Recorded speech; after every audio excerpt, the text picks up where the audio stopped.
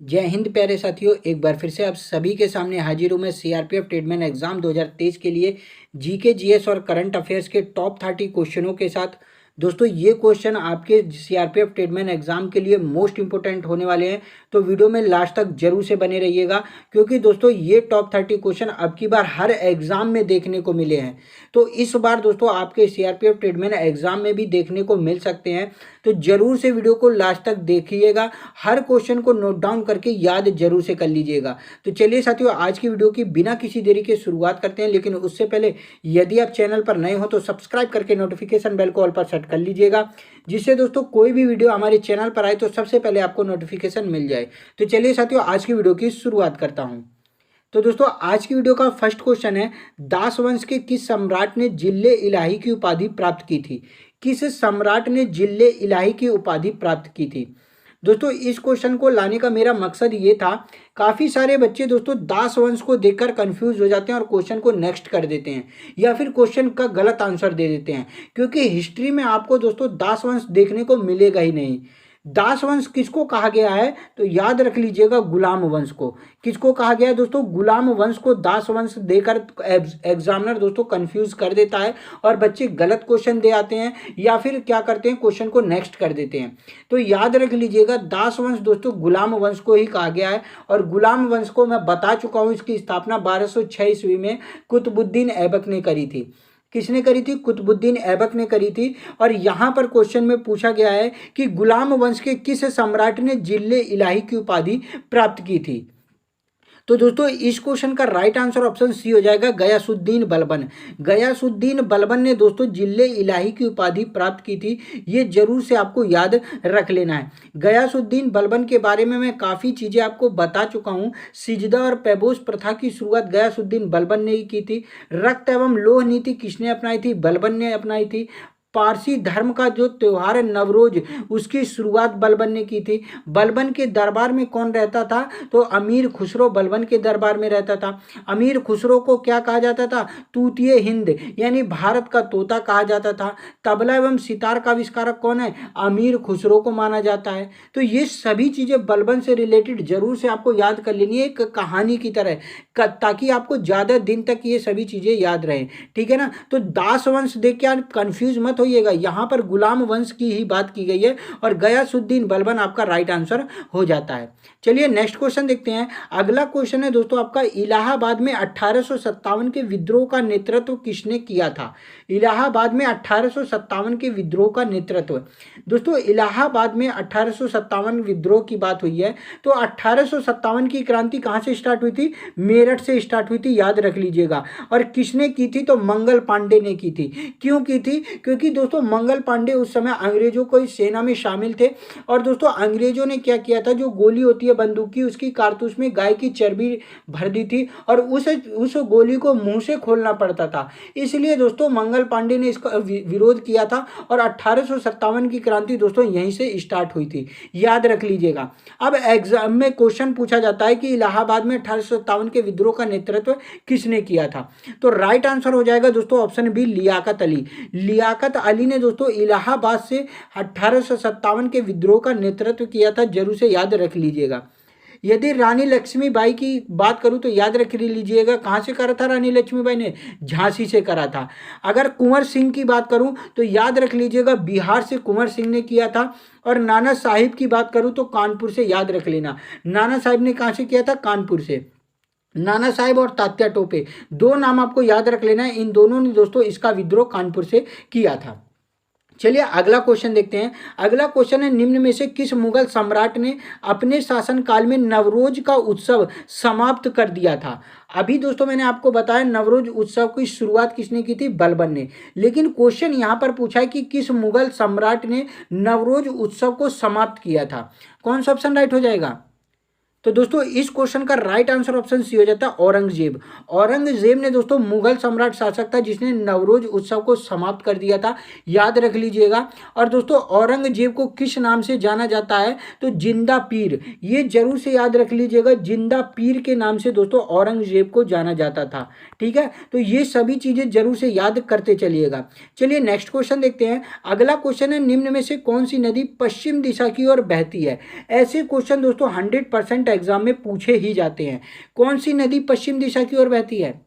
तो इस क्वेश्चन का राइट आंसर हो जाता है ऑप्शन डी, लूनी। लूनी नदी दोस्तों पश्चिम दिशा की ओर बहती है। और लूनी नदी की एक खास बात आपको जरूर से याद रख लेनी है, लूनी नदी का जल स्टार्टिंग में देखेंगे तो आप मीठा होता है, लेकिन बाद में इसका जल क्या हो जाता है? खारा हो जाता है। क्यों खारा हो जाता है? क्योंकि दोस्तों ये जहाँ पर निकलती है उसके बाद ये राजस्थान के रण के कक्ष में जाकर समाप्त हो जाती है, यानी वहीं पर ये जाके विलुप्त हो जाती है। और वहाँ पर दोस्तों रण होने की वजह से क्या होता है? नमकपन आ जाता है पानी में, और पानी कैसा हो जाता है? खारा हो जाता है। तो ये सभी चीजें याद रख लीजिएगा। एग्जाम में क्वेश्चन पूछा जाता है कि किस नदी का जल स्टार्टिंग में मीठा होता है और बाद में आके खारा हो जाता है, तो लूनी नदी का नाम आपको जरूर से याद रख लेना है। अब यहाँ पर गोदावरी नदी का नाम दिया गया है, तो मैंने आपको बताया था दक्षिण भारत की सबसे लंबी नदी कौन सी है? गोदावरी नदी है, ठीक है। और इस नदी को वृद्ध गंगा, बूढ़ी गंगा के नाम से भी जाना जाता है।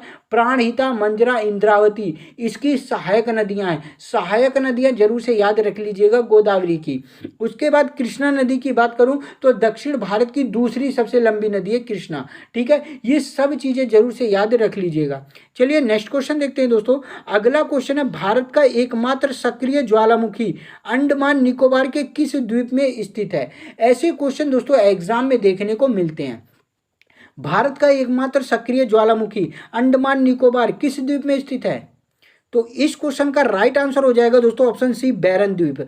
बैरन द्वीप में दोस्तों भारत का एकमात्र सक्रिय ज्वालामुखी है, जरूर से याद रख लीजिएगा। मोस्ट इंपोर्टेंट क्वेश्चन है दोस्तों, तो इसको जरूर से आपको याद रख लेना है। चलिए अगला क्वेश्चन देखते हैं। अगला क्वेश्चन है, बौद्ध परिषद डैश में आयोजित की गई थी जहां बौद्ध धर्म दो संप्रदाय में विभाजित हो गया? कौन सा ऑप्शन राइट हो जाएगा? यानी बौद्ध परिषद कहाँ आयोजित की गई थी जहां पर बौद्ध धर्म दो संप्रदाय में विभाजित हो गया है? कौन सा ऑप्शन राइट हो जाता है? तो दोस्तों इस क्वेश्चन का आंसर मैं आपको काफी बार बता चुका हूं कि बौद्ध धर्म किस बौद्ध संगीति के बाद चौथी बौद्ध संगीति हुई थी, और उसी संगीति के बाद बौद्ध धर्म दो संप्रदाय में टूट गया था, हीनयान और महायान। कौन सा? हीनयान और महायान, याद जरूर से रख लीजिएगा। अब चौथी बौद्ध संगीति हुई कहाँ थी? देखिए क्वेश्चन ऐसे देखिए आपको कंफ्यूज कर देगा, राज्य का नाम यहाँ पर दे दिया गया है, तो याद रख लीजिएगा चौथी बौद्ध संगीति कुंडलवन में कराई गई थी, कनिष्क ने करी थी। और दोस्तों कुंडलवन है कहाँ पर? कश्मीर में है। कहाँ पर है? कश्मीर में था कुंडलवन, याद रख लीजिएगा, यानी ऑप्शन डी आपका राइट हो जाता है। ऐसे क्वेश्चन दोस्तों आपको एग्जाम में देखने को मिलेंगे ही मिलेंगे, ठीक है ना, तो इसको जरूर से आपको याद रख लेना है। चलिए दोस्तों नेक्स्ट क्वेश्चन देखते हैं। अगला क्वेश्चन है, एक चिकित्सीय उपकरण इंडोस्कोप किस सिद्धांत पर काम करता है? इंडोस्कोप किस सिद्धांत पर काम करता है? कौन सा ऑप्शन राइट हो जाता है? तो दोस्तों इस क्वेश्चन का राइट आंसर हो जाता है ऑप्शन सी, संपूर्ण आंतरिक परावर्तन के सिद्धांत पर दोस्तों इंडोस्कोप काम करता है। इसको जरूर से याद रख लीजिएगा। चलिए नेक्स्ट क्वेश्चन देखते हैं। अगला क्वेश्चन है, निम्न में से कौन सा लोक नृत्य पश्चिम बंगाल से संबंधित है? कौन सा लोक नृत्य दोस्तों पश्चिम बंगाल से संबंधित है? कौन सा ऑप्शन राइट हो जाएगा? तो दोस्तों इस क्वेश्चन का राइट आंसर हो जाता है ऑप्शन बी, छऊ। छऊ दोस्तों लोक नृत्य पश्चिम बंगाल से संबंधित है, याद रख लीजिएगा। यदि मैं रऊफ की बात करूं तो रऊफ कहाँ का है दोस्तों? जम्मू कश्मीर का है। कहाँ का है दोस्तों? जम्मू कश्मीर का है, जरूर से याद रख लीजिएगा। घूमर की बात करूं तो घूमर का कहाँ का है दोस्तों? राजस्थान का है, आप सभी को मालूम होगा। और रासलीला कहाँ पर है दोस्तों? उत्तर प्रदेश। कहाँ पर है दोस्तों? उत्तर प्रदेश है, जरूर से याद रख लीजिएगा। चलिए नेक्स्ट क्वेश्चन देखते हैं। अगला क्वेश्चन है, पुस्तक one life is not enough किसके द्वारा लिखी गई है? कौन सा ऑप्शन राइट हो जाएगा? One life is not enough किसके द्वारा लिखी गई पुस्तक है? तो दोस्तों इस क्वेश्चन का राइट आंसर ऑप्शन सी हो जाता है, नटवर सिंह। नटवर सिंह के द्वारा दोस्तों यह लिखी गई एक पुस्तक है, इसको जरूर से आप याद रख लीजिएगा। पुस्तक दोस्तों 100% आपके एग्जाम में देखने को मिलने वाली हैं। तो जितनी भी दोस्तों 2021, 22 और 23 की पुस्तक है, 21 की नहीं करेंगे तो भी चलेगा, 22 और 23 की जरूर से आपको याद रख लेनी है, जितनी भी पुस्तक अब की जो रिलीज हुई हैं, ठीक है ना। तो चलिए नेक्स्ट क्वेश्चन देखते हैं। अगला क्वेश्चन है दोस्तों, भारत में राष्ट्रीय विज्ञान दिवस कब मनाया जाता है? भारत में राष्ट्रीय विज्ञान दिवस कब मनाया जाता है? तो इस क्वेश्चन का राइट आंसर ऑप्शन बी हो जाता है दोस्तों 28 फरवरी। 28 फरवरी को राष्ट्रीय विज्ञान दिवस मनाया जाता है। और क्यों मनाया जाता है तो याद रख लीजिएगा, भारत के वैज्ञानिक हुए हैं सीवी रमन। कौन दोस्तों? सीवी रमन। और इन्हीं की याद में दोस्तों मनाया जाता है राष्ट्रीय विज्ञान दिवस, क्योंकि सीवी रमन भारत के भौतिक विज्ञान में नोबेल पुरस्कार प्राप्त करने वाले व्यक्ति थे। ये भी जरूर से आपको याद रख लेना है, ठीक है ना। चलिए नेक्स्ट क्वेश्चन देखते हैं। अगला क्वेश्चन है 2011 की जनगणना के अनुसार निम्न में से भारत का कौन सा राज्य सबसे कम आबादी वाला राज्य है? कौन सा ऑप्शन राइट हो जाएगा 2011 की जनगणना के अनुसार? तो दोस्तों इस क्वेश्चन का राइट आंसर ऑप्शन सी हो जाता है सिक्किम। सिक्किम दोस्तों सबसे कम आबादी वाला राज्य है, जरूर से याद रख लीजिएगा। सिक्किम से पहले कौन है? मिजोरम है। मिजोरम से पहले अरुणाचल प्रदेश, उसके पहले गोवा, गोवा से पहले नागालैंड। ये 5 कम आबादी वाले राज्य हैं, इनको जरूर से आपको याद रख लेना है। चलिए नेक्स्ट क्वेश्चन देखते हैं। अगला क्वेश्चन है भारत में किसका जन्म दिवस राष्ट्रीय युवा दिवस के रूप में मनाया जाता है? किसका जन्म दिवस राष्ट्रीय युवा दिवस के रूप में मनाया जाता है? कौन सा ऑप्शन राइट हो जाएगा? तो दोस्तों इस क्वेश्चन का राइट आंसर ऑप्शन ए हो जाता है स्वामी विवेकानंद। स्वामी विवेकानंद का जन्म दिवस दोस्तों राष्ट्रीय युवा दिवस के रूप में मनाया जाता है। कब मनाया जाता है तो याद रख लेना है 12 जनवरी। 12 जनवरी को दोस्तों राष्ट्रीय युवा दिवस के रूप में स्वामी विवेकानंद का जन्म दिवस मनाया जाता है। चलिए नेक्स्ट क्वेश्चन देखते हैं। अगला क्वेश्चन है बकरवाल जनजाति मुख्य रूप से भारत में कहाँ रहती है? बकरवाल जनजाति, कौन सा ऑप्शन राइट हो जाएगा? तो दोस्तों इस क्वेश्चन का राइट आंसर हो जाता है ऑप्शन बी जम्मू कश्मीर। जम्मू कश्मीर में दोस्तों बकरवाल जनजाति मुख्य रूप से रहती है, ये जरूर से याद रख लेना है। दोस्तों यदि आपने अभी तक वीडियो को लाइक नहीं किया है तो प्लीज़ वीडियो को एक लाइक जरूर से कर दीजिए, अपने सभी फ्रेंड्स में शेयर कर दीजिए, जो भी दोस्तों आपके फ्रेंड्स सीआरपी ट्रेडमैन की तैयारी कर रहे हैं, ठीक है ना। तो एक बार वीडियो को शेयर कर दीजिए, चैनल को सब्सक्राइब कर लीजिए, नोटिफिकेशन बेल को ऑल पर सेट कर लीजिए। तो चलिए दोस्तों अगला क्वेश्चन देखते हैं। अगला क्वेश्चन है दोस्तों आपका भारत की संविधान सभा में एकमात्र मुस्लिम महिला कौन थी? कौन सा ऑप्शन राइट हो जाएगा? भारत की संविधान सभा में। तो दोस्तों इस क्वेश्चन का राइट आंसर हो जाता है ऑप्शन ए बेगम एजाज रसूल। बेगम एजाज रसूल दोस्तों भारत की संविधान सभा में एकमात्र मुस्लिम महिला थी, ये भी आपको जरूर से याद रख लेना है। दोस्तों यदि आपने हमारे टेलीग्राम चैनल को ज्वाइन नहीं किया है तो टेलीग्राम चैनल को जरूर से ज्वाइन कर लीजिएगा, क्योंकि टेलीग्राम चैनल पर दोस्तों हर वीडियो की पीडीएफ नोट्स प्रोवाइड करा दी जाती है। और दोस्तों इस पे दोस्तों मैं अलग से भी पीडीएफ नोट्स लेकर आता रहता हूं, तो टेलीग्राम चैनल को जरूर से ज्वाइन कर लीजिएगा।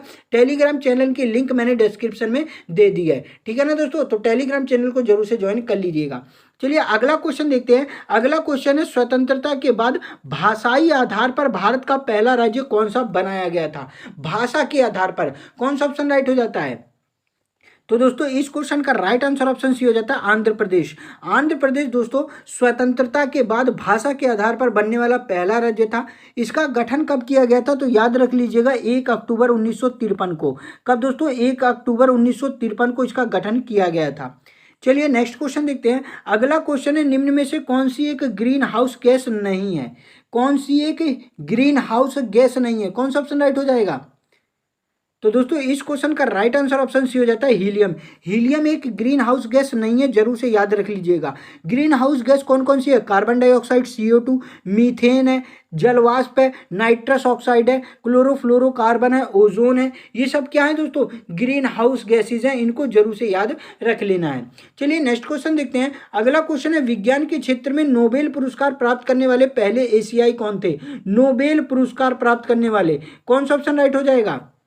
तो दोस्तों इस क्वेश्चन का राइट आंसर हो जाता है ऑप्शन सी सीवी रमन। अभी थोड़ी देर पहले मैंने आपको बताया कि सीवी रमन भौतिकी के क्षेत्र में नोबेल पुरस्कार प्राप्त करने वाले पहले भारतीय हुए हैं। इसीलिए दोस्तों क्या मनाया जाता है? राष्ट्रीय विज्ञान दिवस मनाया जाता है इन्हीं के जन्म दिवस पर। तो ये जरूर से आपको याद रख लेना है, ठीक है ना। चलिए नेक्स्ट क्वेश्चन देखते हैं। अगला क्वेश्चन है भारतीय तटरेखा की लंबाई कितनी है? भारतीय तटरेखा की लंबाई कितनी है? कौन सा ऑप्शन राइट हो जाएगा? तो दोस्तों इस क्वेश्चन का राइट आंसर हो जाता है ऑप्शन सी 7500 किलोमीटर। कितनी दोस्तों? लगभग की बात करें, यदि आपको लगभग की बात करें तो 7500 किलोमीटर आपका राइट हो जाता है। लेकिन यदि आपसे एक्यूरेट पूछ ले कितना है तो याद रख लीजिएगा 7516.6 किलोमीटर। कितना है? 75।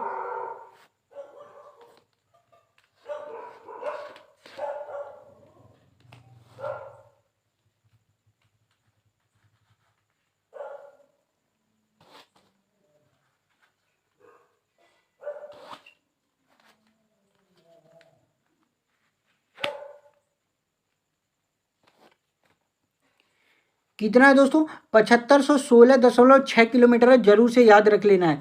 और भारत के कितने राज्य हैं जो तटीय सीमा बनाते हैं, तो 9 राज्य हैं जो तटीय सीमा बनाते हैं, ये भी आपको जरूर से याद रख लेना है। 9 राज्य कौन कौन से हैं, गुजरात है, महाराष्ट्र है, गोवा है, कर्नाटक है, केरल है, तमिलनाडु है, आंध्र प्रदेश है, उड़ीसा और पश्चिम बंगाल है। ये 9 राज्य हैं जो जो दोस्तों क्या बनाते हैं, भारत की तटरेखा सीमा बनाते हैं। तो ये भी आपको नोट डाउन जरूर से कर लेना है। चलिए नेक्स्ट क्वेश्चन देखते हैं। क्वेश्चन नंबर 20, संसार में दूसरा सबसे ऊंचा पर्वत शिखर निम्न में से कौन सा है। संसार में दूसरा सबसे ऊंचा पर्वत शिखर, कौन सा ऑप्शन राइट हो जाता है, तो दोस्तों इस क्वेश्चन का राइट आंसर हो जाएगा option C, K2 Godwin Austen. K2 Godwin Austen दोस्तों संसार में दूसरा सबसे ऊंचा पर्वत शिखर है। यदि पहले की बात करूं तो नाम आपको याद रख लेना, एवरेस्ट। एवरेस्ट दोस्तों संसार में सबसे ऊंचा पर्वत शिखर है, ठीक है। और यदि मैं दोस्तों बात करूं कंचनजंगा की, तो याद रख लेना भारत की सबसे ऊंची चोटी कौन सी है, कंचनजंगा है। ये भी जरूर से आपको याद रख लेना है। चलिए नेक्स्ट क्वेश्चन देखते हैं। अगला क्वेश्चन है, बीमर शब्द किस खेल से संबंधित है। इस वीडियो में दोस्तों जितने भी क्वेश्चन लेके आया हूं ना, सभी क्वेश्चन आपके सीआरपीएफ ट्रेडमैन एग्जाम के लिए मोस्ट इंपोर्टेंट क्वेश्चन है। और अब की बार दोस्तों ये क्वेश्चन आपको एग्जाम में देखने को मिल सकते हैं, तो इसलिए वीडियो को लास्ट तक जरूर से देखिएगा, हर क्वेश्चन को नोट डाउन जरूर से करते रहिएगा, ठीक है ना। तो चलिए बताइए, बीमर शब्द किस खेल से संबंधित है। तो दोस्तों इस क्वेश्चन का राइट आंसर हो जाता है ऑप्शन सी, क्रिकेट। क्रिकेट से संबंधित दोस्तों बीमर शब्द जरूर से याद रख लीजिएगा। और ऐसा क्वेश्चन आपको 100% क्वेश्चन एग्जाम में देखने को मिलने वाला है। एक दोस्तों इसी तरीके से एक शब्द दे देगा और आपसे पूछ लेगा किस खेल से संबंधित है, ठीक है ना। तो ऐसे क्वेश्चनों को आपको जरूर से कवर करके जाना है। चलिए नेक्स्ट क्वेश्चन देखते हैं। अगला क्वेश्चन है, आंख का रंग किसमें मौजूद वर्णक पर निर्भर करता है। कार्निया में, आइरिस में, शलाकाओं में या फिर शंकुओं में, कौन सा ऑप्शन राइट हो जाएगा, किसमें मौजूद वर्णक पर निर्भर करता है। तो इस क्वेश्चन का राइट आंसर ऑप्शन बी हो जाता है, आइरिस। आंख का जो रंग है दोस्तों आइरिस में मौजूद वर्णक पर निर्भर करता है, जरूर से आपको याद रख लेना है। इसी कारण दोस्तों क्या होता है, हर चीज दोस्तों हम रंग को पहचान लेते हैं, हर चीज के रंग को पहचान लेते हैं, देख लेते हैं, ठीक है। चलिए नेक्स्ट क्वेश्चन देखते हैं। अगला क्वेश्चन है, गुणसूत्रों की संख्या में परिवर्तन को क्या कहते हैं। गुणसूत्रों की संख्या में परिवर्तन को क्या कहते हैं। यदि दोस्तों आपसे एग्जाम में पूछे कि मनुष्य में कितने जोड़ी गुणसूत्र होते हैं, तो याद रख लीजिएगा 23 जोड़ी गुणसूत्र होते हैं। और गुणसूत्रों की संख्या आपसे पूछ ले तो याद रख लीजिएगा 46 गुणसूत्र होते हैं, ठीक है। ये चीज जरूर से आपको याद रख लेना है। और गुणसूत्रों की संख्या में परिवर्तन को क्या कहा जाता है, तो ऑप्शन डी आपका राइट हो जाएगा, बहुगुणिता कहा जाता है। क्या कहा जाता है, बहुगुणिता कहा जाता है, ये भी जरूर से याद रख लीजिएगा। चलिए नेक्स्ट क्वेश्चन देखते हैं। अगला क्वेश्चन है, पंडित शिव कुमार शर्मा का संबंध किस वाद्य यंत्र से है। पंडित शिव कुमार शर्मा का मोस्ट इंपोर्टेंट क्वेश्चन है दोस्तों, अब की बार एसएससी जीडी एग्जाम में पूछा गया था, अग्निवीर एग्जाम में पूछा गया था, और अब की बार जितने भी एग्जाम हुए ना, सब में क्वेश्चन ये देखने को मिला ही मिला है। तो सीआरपीएफ ट्रेडमैन में 100% दोस्तों पंडित शिव कुमार शर्मा देखने को मिलने वाले हैं। तो याद रख लीजिएगा, पंडित शिव कुमार शर्मा और भजन सोपोरी। कौन दोस्तों, पंडित शिव कुमार शर्मा और भजन सोपोरी किससे संबंधित है, संतूर से। ऑप्शन डी आपका राइट हो जाएगा। इस नाम को जरूर से याद रख लीजिएगा, एग्जाम में देखने को मिलेगा ही मिलेगा। चलिए नेक्स्ट क्वेश्चन देखते हैं। अगला क्वेश्चन है, संसद के दोनों सदनों का संयुक्त सत्र कौन बुला सकता है। कौन सा ऑप्शन राइट हो जाएगा, आपके ऑप्शन है राष्ट्रपति, प्रधानमंत्री, लोकसभा अध्यक्ष या फिर उपराष्ट्रपति। तो इसका आंसर दोस्तों आप सभी को कमेंट में बताना है। ये आप सभी के लिए HW है। आशा करता हूँ वीडियो आपको अच्छी लगी होगी। यदि वीडियो आपको अच्छी लगी होगी तो एक लाइक जरूर से कर दीजिएगा, चैनल को सब्सक्राइब करके नोटिफिकेशन बेल को ऑल पर सेट कर लीजिएगा, जिससे दोस्तों सीआरपीएफ ट्रेडमैन से रिलेटेड कोई भी वीडियो आए तो सबसे पहले आपको नोटिफिकेशन मिल जाए। और टेलीग्राम चैनल को ज्वाइन करना ना भूलिएगा, क्योंकि टेलीग्राम चैनल पर हर वीडियो की PDF नोट्स मैं प्रोवाइड करा देता हूँ। और टेलीग्राम चैनल की लिंक मैंने डिस्क्रिप्शन में दे दी है, तो वहाँ से आप आसानी से हमारे टेलीग्राम चैनल को ज्वाइन कर सकते हैं, ठीक है। और यदि दोस्तों आपको मुझसे कोई भी क्वेश्चन पूछना है तो आप हमारे इंस्टाग्राम पेज को फॉलो कर लीजिए, वहां पर मैं सभी क्वेश्चनों का आंसर देता हूं। तो इंस्टाग्राम पेज को जरूर से फॉलो कर लीजिएगा। तो चलिए दोस्तों, मिलता हूं नेक्स्ट वीडियो में, तब तक के लिए जय हिंद, जय भारत दोस्तों।